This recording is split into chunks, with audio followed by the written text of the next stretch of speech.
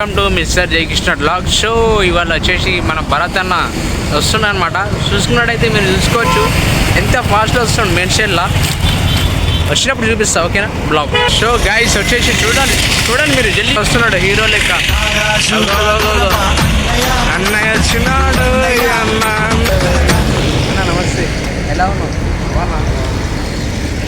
So Bharat అన్న వచ్చినందుకు కొద్దిగా చాలా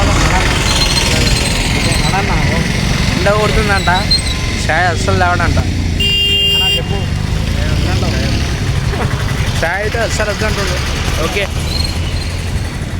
సో గైస్ అన్న పోతున్నాం అనమాట. సో బాయ్ అన్న. రైట్ భరత్ అన్న, రైట్ బాయ్.